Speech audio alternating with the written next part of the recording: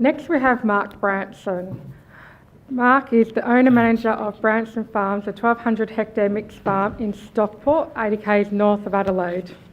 He grows wheat, barley, canola, peas, beans, lentils, and breeds fine wool merino. Don't want that in there. He studied at Rosebery Ag College, where he graduated with a Bachelor of Applied Science in Ag. And back in 1997, he purchased a yield monitor for his header and has been yield mapping since, so just as long as Michael. He took up controlled traffic in 2004 and became one of South Australia's first farmers to practice that technology. In 2002, he was a founding member and ex-president of SPA, and he's been involved in numerous grain-producing farmer organisations. In 2005, he was awarded a Nuffield Scholarship where he undertook an 18-week study tour looking into precision ag. And today, Mark will be presenting his journey on precision ag, the economics that support his continued application of technologies. So let's welcome Mark. Thank you. Thank you. You've already done part of my talk, so that's great. Welcome everybody. It's good to come up here to a different area. I haven't been up here before, so it's great to see. It's great to see some lime piles out there, which driving on the way up, I could see that people are getting into it and starting to get busy with that as we are at home. So yeah, I've been in it for quite a long time and still excited about what's coming up into the future. It's 1,200 hectares is the property. Rainfall is 425 to 525 mil rainfall. Mostly during the winter, we don't have too much summer rain. It's dry land, no irrigation, 80% cropping and 20% sheep. And that's where we are. It's probably halfway between the Barossa and Clare valleys. So for wine lovers like myself, it's a very nice, handy place to be. And if I have visitors from overseas come here, then the Barossa is the first place you go and visit. So durum wheat, bread wheat, malting barley, canola, fava beans, field peas, lentils, as well as some pasture seeds from time to time. That's on 80% of the land, and then we've got the other 20% going to sheep on clover and dual-purpose cereal pastures. It's a fine wool, self-replacing merino flock at 18 micron. The base of the bloodstock we're on is Nurstein, so that's in the New England area. Beautiful, beautiful sheep for those who enjoy wool. The cropping system I'm operating on to today. Full stubble retention started in 85, so quite a while ago. That's when I left school. Sorry, that's my age then. No-till, we were doing it beforehand on and off, but we enforced it in 2002 when we bought new sowing machines. PA started yield mapping in 97 and went full variable rate in 2006 after the Nuffield Scholarship. Gave me the confidence to go out and do it after talking to experts throughout the world. And I've been heavily involved in variable rate gypsum and lime since last year with the purchase of a brand new spreader which does it. RTK, we owned our own base station in 2004, but now I actually go on a dealer network up and down our valley because most of the equipment that we use we contract as well. You'll soon see some of my equipment's quite large and we certainly have extra capacity, so we contract with the extra capacity. Controlled traffic, full in 2004. That was when the RTK came in. Since then it's changed twice on its configuration, but hopefully now we'll settle it down for a few years. And as to the previous photos, yes, you can still see our previous marks, probably from the first time that we changed. It was about 3 years after we started it up. I use a drone. We've got a Phantom 4 which we purchased 3 years ago, and I don't use satellite imagery much anymore. I put up the drone and use software to get the map as more accurate than what you can a satellite photo, with a few less hassles. I'll just go through a bit of the equipment first so you can get an idea as to what technology we've got. Sewing equipment, it's a 400 horsepower tractor with it's a smart tracks, so it's got the tracks on the rear and wheels on the front, very smooth riding, and got plenty of pulling power. And that's a Bergolt Cedar purchased last year. And it's a parallelogram system. We found out in the controlled traffic system, after 10 years, we were getting ridging, high and low points across our seating row. You make one mistake and that repeats after 10 years, so all of a sudden you multiplied your mistakes over 10 years. So we went to a parallelogram seeder to try and get better seating depth than what we were getting at the end of it.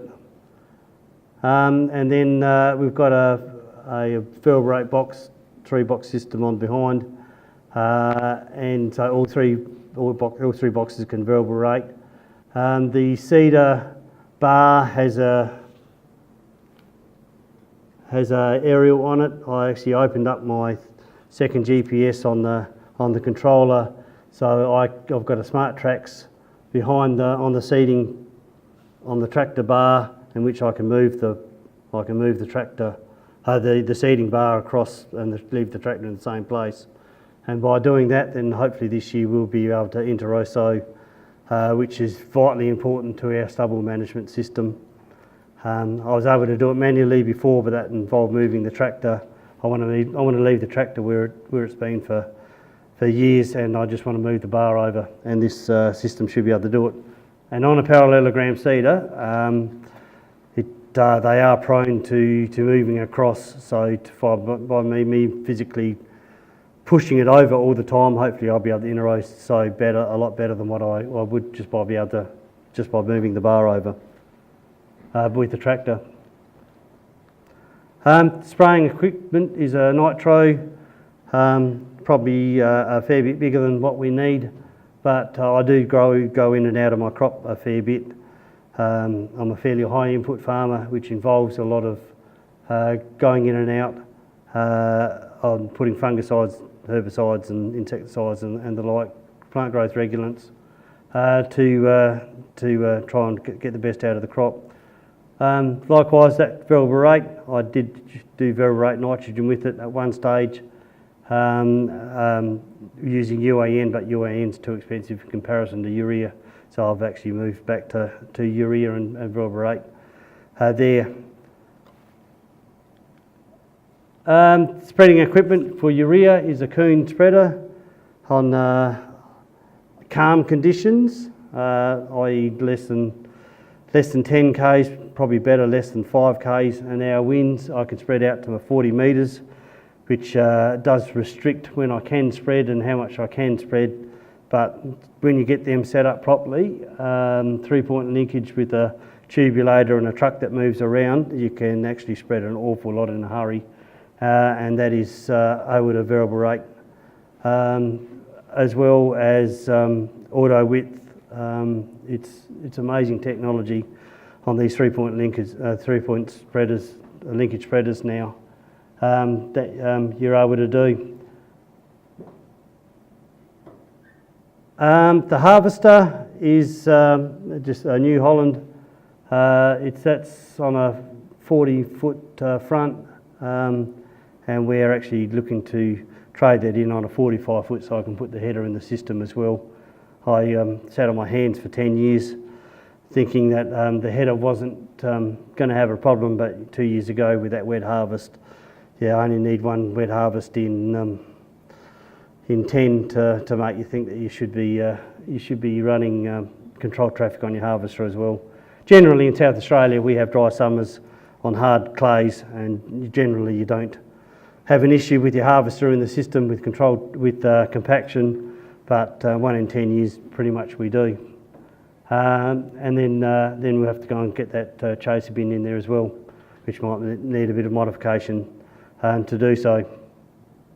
The controlled traffic system I'm on is a 1 in 3 system, so it's 13 metres and almost 40 metres on the spreader and the sprayer, and that's on 3.3 metre wheel spacings, which is what the nitro can go down to. When I do contracting, I do go out wider than that if the farmer wants it to be wider and more stable. But if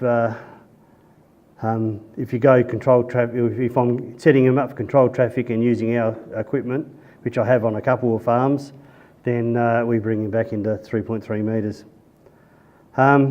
All that equipment, as I said, is bigger than what we need.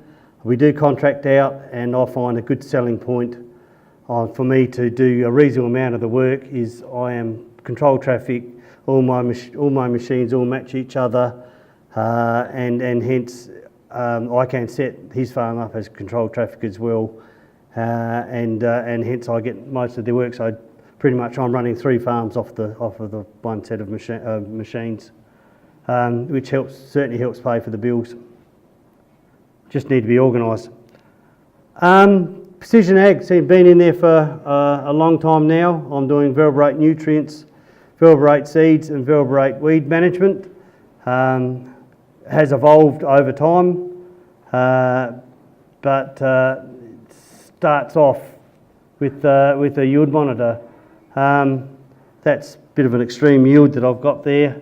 I took that in 2010, and I actually took it again 2 years ago. Was able to get over the 10-tonne mark, which fantastic to go and send back to my UK Precision Ag guys who were rubbishing me that we could never get high yields compared to what they were, so I was very glad to send that over to them. But then I was in New Zealand last year, and speaking immediately before me in New Zealand was the world record holder of wheat at 16 tonne a hectare, so I'd felt inadequate after that. But it was a fantastic guy to go and talk to. So that's the first yield map. They're not a lot different than what they are today, really. There's different colour there to a different colour there. There's probably a red knob there, a red knob through there. Good black actually it's the other way around. So there, well, I've got the colours around the wrong way. So they're good areas and they're bad areas. That's a tree line, they're still the same, that's still the same, and that's still the same today. So if I ran them over 10 years, put you on top of each other, I'll probably end up with a similar map, but from 1 year to the next, they certainly do change. But yeah, so 20 years ago, yield map pretty much haven't changed a lot, other than the smoothing that we can do on them. Now I run SMS Advanced. No, I don't like doing ads, but it is a good program, and I am using Advanced because of that area there, which is equation analysis. So I can bring up a map, a yield map, and I can put an equation into that yield map, and then convert it into an application map, all through the one equation. And going from doing it manually for 10 years or over 10 years to now be able to have an equation which it does everything automatically, has saved an awful lot of processing time and my time to do it. First nutrient that I came back with was phosphorus. When I was on the Nuffield, everyone was saying phosphorus is where you've got to start because it's a stable element, doesn't change too much throughout the soil, and doesn't generally go very far when it's in the soil. So it's a good nutrient to go and work with, which is a lot better than other nutrients to work with. So I've got phosphorus levels mostly above 35, so I'm in that above 35 range on the majority of the farm. Only the newer paddocks that I bought in are lower, and I've applied a different equation into them. So if adequate, place the soil at replacement rates derived from the previous year's yield map. So here we have a yield map, and I apply an equation into that map, and I've changed it from a yield map into a target rate map for MAP to to go into that paddock. I've just based off of one equation that I put in there. Takes 10 minutes per paddock to go from a yield map through to an application map. So it's easily done. And I've been doing that for quite a while. Gone back and retested on stuff that I've done, and the equations are working. I haven't changed my pH since I've done it on the earlier paddocks that I did it with. Nitrogen, a different beast. Nitrogen moves throughout the profile fairly quickly. Its crop response is fairly in season, rainfall dominant, and hence it's a harder one to work with than what phosphorus is. But we're getting there. I use management zones to determine yield expectations. Going on an earlier talk, management zones actually come from straight up here. My father could tell me where the rocky outcrops were, where the yield was going to be low, well before I started mapping anything. So a lot of the restricted areas that I've got in there are determined through yield expectations of being low because of a subsource constraint that I've got there. And I use in-season sensors to validate according to how the canopy is looking at the time. So I do have in-season sensors which I have brought in to do my nitrogen management, as well as the en-route strips, which we'll go into.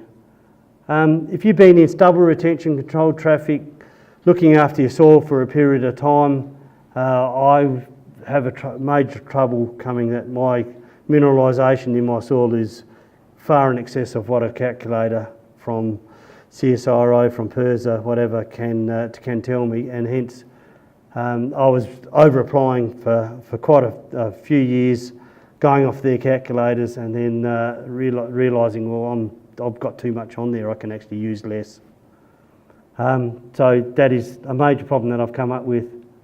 And to get over that, when I came back from the scholarship out of Oklahoma State University, they were talking up nitrogen-rich strips, and I'm sold on the idea. What I do is I apply, in the middle section of the boom spray, I apply 3 times the amount of nitrogen that I'm needing, so way in excess of what the crop needs, just in a very small area, very small strips. I mark the fence so that I know where they are, and then I go out there with the green seeker in the hand, and I scan there, and I scan right alongside. If there's a difference, then I know that the nitrogen is becoming limiting, and hence it's going to be nitrogen responsive. But if that's the same and outside's the same, that means that at this stage of the crop's life, nitrogen isn't a limiting factor, and hence why apply. And there have been times, not all that many, but there have been times where I've got right through the whole season on a 4 tonne a hectare wheat crop and not having to apply any nitrogen. And all that is all saving to me and my pocket. That way, pretty much I'm letting the plant tell me if they need nitrogen, not a calculator that doesn't work. Now, I'm absolutely sold on the idea, and anyone who's putting on reasonable amounts of nitrogen, I'd say have a go, see what you think. There might be some green seekers out there, but they're $600 now, a fair bit cheaper than the $3,000 when I bought them in. It's technology for you. But from that can tell more than what your eye can as to its cropped nitrogen needs. And as I was saying, I do on the go as well. I've got crop spec sensors, which are these 2 things sitting out the side there. There's 4 metres high above the ground, going 4 metres out into the crop. So across the single pass, I'm getting 8 metres worth of crop being scanned, and that way I can use the end-root strips to tell me if they need nitrogen or not, and I can use these to tell me how much I need as I'm going across the paddock. So I actually do need to put a bit of data into the computer for that to work, but Depends on what you're trying to do. If you're trying to build tillers, then your low biomass areas need more nitrogen. But if you've got a problem going on in an area where you've got low biomass, then you might actually drop it off. And hence my exclusion zones, I'm dropping off nitrogen, so it hits the exclusion zone and then cuts off. But if there's a root disease problem or something else going on there, so it all needs ground truthing, then I'm not applying or restricting the amount in there. It depends what you're trying to do. If you've got a problem, work out what the problem is, then solve the problem. That's how I do PA. So here crop spec, just basically it spits out a value. The values are there. There's a bit of variability going on, but a value is a value, and it's up to you to work out how you're going to make money out of gaining that value. Gypsum and lime, very topical today, which is all very good. We've been doing variable rate gypsum for 30, 40 years, and it's basically been by the eye, looking at the soil colour and then going out and doing a slump test, which they taught my father years ago on how to do to see if it needs gypsum or not. And it's been great. Just by eye we were able to do it. But lime isn't quite as easy as that. Lime colour, you can have a colour of your soil where it changes, but also you can have a pH change without any soil colour change up on top or some soil characteristic that you can view. So we have actually gone down the pH mapping and lime maps. We have a contractor who uses the Verus, and hence the Verus question earlier on. They seem to work with so he actually takes samples to the lab and then gets them tested to verify how it's been going. But it does create great maps, again, it's up to us to work out what rates go into what areas to actually make money out of it. So we've got a map there. We have a map there where you've got pH, and then through the analysis wizard, I can convert that over to an application map. So I can go from 5 to 0 on my machine, but generally we do 2.5. Then the next year we follow up by another 2.5. We don't do 5 tonne all in 1 year. But the contracting jobs that we are doing, they only want one pass, so we do go up to 5 if that's what they require, if that's what they want. Those of you who don't know what a Verus is, it is a machine that a little just a sleigh that goes into the soil, grabs the sample, and then brings it up, and then calculates pH from there, drops the sample out, and then goes back down again, and then gets another sample. And that way you can create a lot of sample areas in a fairly cheap way. But we don't own that. We've got a contractor that goes in and does that. And that's our spreader. We've got a agri-spread lime on 3 metre centres, and it spreads lime to 14 metres, but that's really determinant upon the material that we've got. We've gone from 10 metres all the way out to 16 metres, depending on the grade of lime that you're using. Great machine, and we're busy contracting right throughout the whole district, and hopefully making money for everyone else. So basically, I get the variable rate, I get the pH map from the bloke who does the Verus mapping. I get the raw data, bring it in SMS Advanced, create the map, and then spit it out in the controller, and away we go. Interesting, I've calculated on mine that we're gaining $30 a hectare by doing what we would do normally by eye, and out to $40 a hectare if you blanket approach the paddock. And that was on the data that we did last year. So that's almost marries up with was it Adrian? Who came up with the value before. So yeah, we get the same data in South Australia. Great. Variable rate weed management. Basically, with the extra biomass, if we can get it, is weeds. So we've got a pea paddock in which we scanned fairly early in the crop's life, and the extra biomass that we could pick off of the paddock was the ryegrass amongst it, and hence we came up with a beautiful map. We reverberate seeds into those patches, so extra crop competition against the weeds. So where we had ryegrass mapped, the next year we increased the seeding rate into that area and used crop competition to help with the weeds. But you don't want to do it across the whole paddock because you're wasting seeds if you do. So we're only doing it where the ryegrass is. Also in those areas we can apply on the edge herbicides just into the patches. They're expensive, they do knock the crop around, but they do kill ryegrass. But again, you don't want to be killing your crop off across the whole paddock. You only want to do it where you've got your ryegrass. I shouldn't say kill the crop off, but you can damage the crop with some of the herbicides you use. But certainly a good way to go. The Phantom 4 drone, I use drone deploy to do it. So I fly a paddock, put it in the drone deploy mode. I just trace around the paddock that I want to do. It goes and flies it, takes about 400 photos.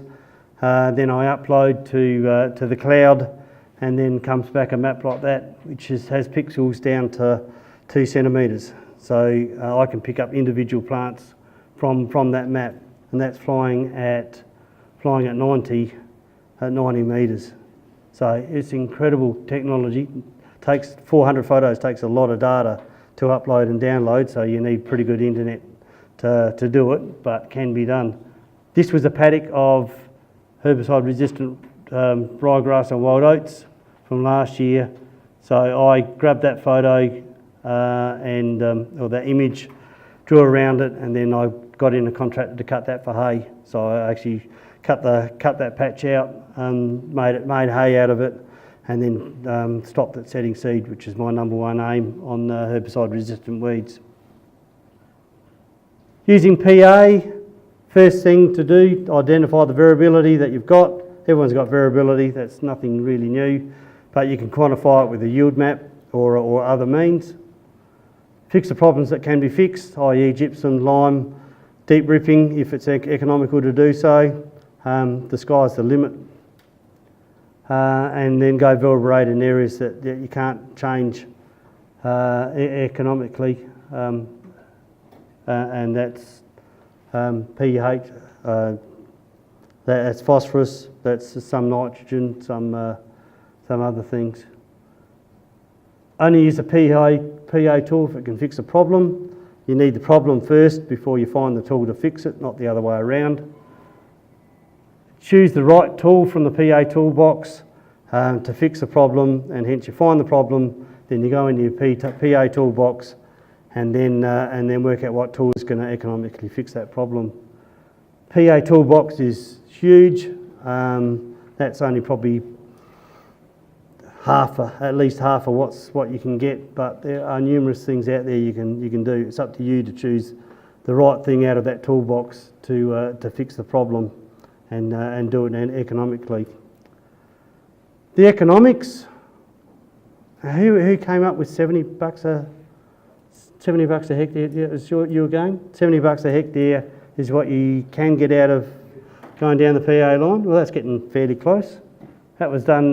That was about 3 years ago. I did that. We might be almost getting there now. I just run quickly through there how I've got there. We've got water use efficiency over 25 years, and in that time period was a change from district practice to high-tech practice, and that's how I've come up with my yield gains. So I'm using the French Schultz model, which was done back in '84. I've got potential yield is growing season rainfall minus 110, which is a factor of evaporation at the time, times by 20, which is the amount of kilograms of grain you should be able to get per millimetre of effective rainfall. And hence, if growing season rainfall is 350, you should be able to go through that calculation, come up, you should be able to produce 4.8 tonne a hectare off of 350 mils of effective rainfall. But if your actual yield was 4 tonne a hectare, then 4 divided by 4.8 is 83%. So that I've got water use efficiency at that stage as 83%. So from 88 to 2005, that's what the map was. I had a water use efficiency, which is this one here, going a bit all over the place, but a trend line there of 1.1%. And in that time, introduced grain legumes, oilseed crops, new varieties, nitrogen was introduced, stubble retention enforced and no-till introduced. And then from 2002 to 2013, these are rolling averages by the way, not just straight data. I actually have smoothed the data out a bit. We've increased the water use efficiency by to 2.2% over that time, and in that time no-till was enforced, PA was introduced, controlled traffic introduced, use of animal manures as an additional carbon source, and growing as many high carbon crops as possible, which is good for your soil, and inter-row sowing was introduced, so we're able to maintain all our stubbles. Just quickly on the economics, not a lot of yield gain over that time when you actually do work it out, but a bit. But I've done that by drastically reducing my inputs. So going RTK, I've got overlap savings of $7 a hectare. I've got nutrient savings, which is where most of my dollars have come from, of phosphorus, by going phosphorus replacement over the district average that we were doing before, or the district recommendation of what we were doing before of $16 a hectare. Nitrogen, by going enriched strips and verberate nitrogen over what the calculators that we were using before we brought in the sensors, of $34 a hectare, and gypsum and lime, especially lime now, of $15 a hectare, and that's over my cropping area of 900 hectares. So you multiply all that out to 900 hectares. That's how I've done it. It's $65 a hectare, total savings of $80 a hectare by going down that path, but you've brought in some technology to do that, which is $110,000 worth of extra stuff that I bought in to do it. Put that over 10 years of time, which is $12 a hectare. You've got management time and an RTK signal, which you're paying for now, giving you $14 a hectare. Total savings minus expenses gives you a profit of $65.86 hectare, or an annual profit of $60,000 over $60,000 over what my neighbours aren't doing. So I'm actually able to buy land at well, I'd say $3,500 to $4,000 an acre, which is my point where I can do it, but land has gone up to $5,000 an acre, so I'm out of the market at the moment. So we're in a pretty good area, you might gather from that. But still, I've got $60,000 a year, better than what my neighbour does. PA is about solving agronomic problems, not buying trendy tools or services. Definitely, that is my number one key take-home message. If you've got a problem, find the problem and then buy the tool, or get the tool to go and solve the problem the best way. Don't do it the other way around. Don't buy the trendy tool just because it's trendy to do, because you're going to waste your money. Choose the right PA from the Toolbox, and I'd say into the future, the only way we're going to feed the world's population is for everyone to get smarter about where to apply and what to apply and when, and using PA to do it. So, thank you.